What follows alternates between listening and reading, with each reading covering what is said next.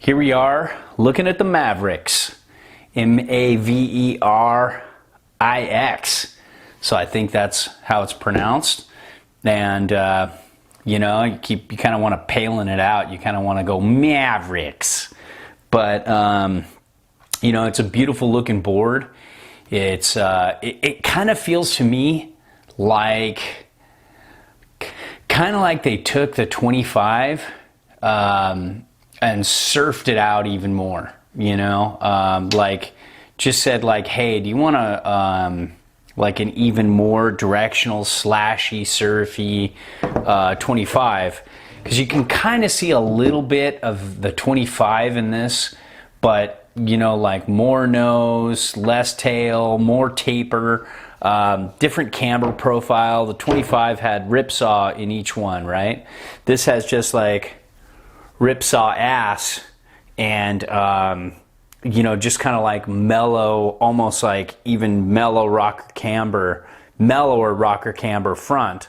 So there's something here which is good, but then there's all this rocker, and when you're got your feet down on the board, it's going to kind of be like this. It's just way off the tail, and I like this kind of ride. It reminds me of one of our favorites from years past is the Burton Barracuda, which was just a super fun surfy board, and it had this kind of same thing, except it was just all rocker through here and camber off the tail. It was like directional flying V, I think they called it, and this has the rocker break point in the middle, again like all Never Summer boards, but then just a little bit of extra camber, so you can lay out better carves on groomers, because hey, not every powder board is just a powder board, and sometimes it's even just fun to have, like, it's just even nice to be able to have fun on groomers. So many times I'm waiting for a chair to open and everything's played out, so I want to have fun on groomers.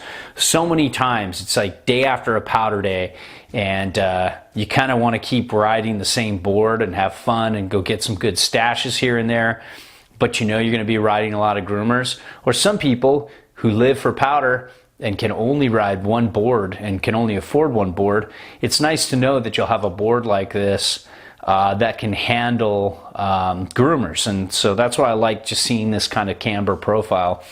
Yeah, I'd rather sacrifice just a touch of float, but look, there's a lot of volume in this board, and it's a 157, and they say ride it 10 centimeters smaller than how you normally ride it.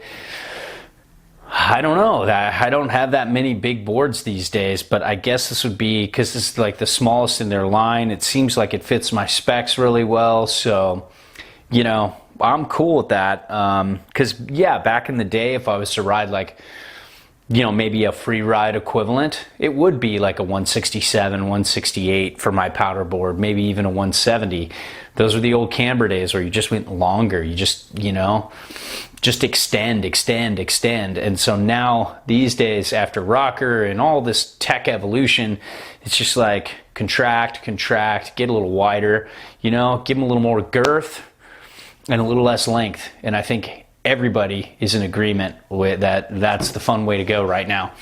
So you can kind of just see, again, gosh, I love Never Summer's construction.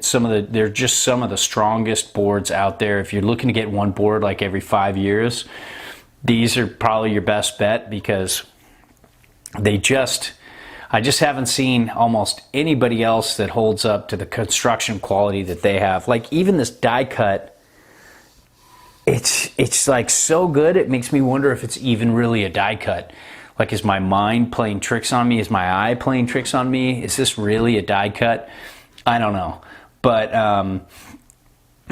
just a nice base. I'd like it all black, of course, because it's just so much easier to repair. But it's simple enough, and I can get crazy, put white P-Tex, clear P-Tex here, white P-Tex here, black P-Tex here. I have a gun. Let's talk about the setback. Let's just kind of see where this thing sets up. Okay, so, set all the way back, you're looking at like, oh gosh, just about 55 centimeters or 21 3/4. So for me, I'd kind of want to get to like 21 and a half. 22 and a half. That would be best for me. So like based on like a 22 and a halfer, you know, you're looking at 22 and a half to there, and then you know you got a little longer tail, but this sinks down, so you know, but you're looking at 16 just about. Yeah, just about 16 and a quarter. So what is it? 22 and a half minus 16 and a quarter. Math, camera, confusion, nervous, filming for you. You know, you do the math. I'll do it later and write it down on the review. But you can see it's just got this like nice surfy, directional, slashy, super slashy feel that's just going to float in about anything.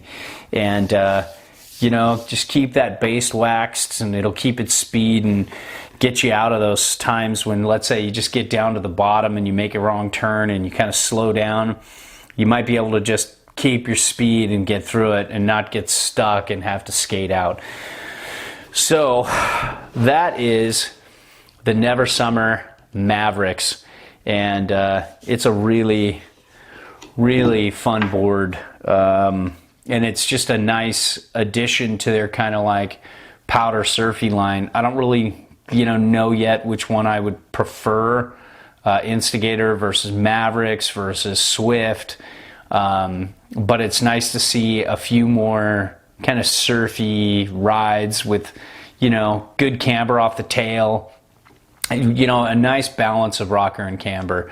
You know, this is like one of my favorite hybrid rocker profiles, and it's you know, they're doing a really good job with all their stuff, and it's hard to really tear apart a Never Summer board because they take a lot of time and effort making the boards good. Maybe not every Never Summer board's a favorite, but they always make something that appeals to a certain type of rider, and they have such a wide variety of boards from twins to now multiple surfy shapes.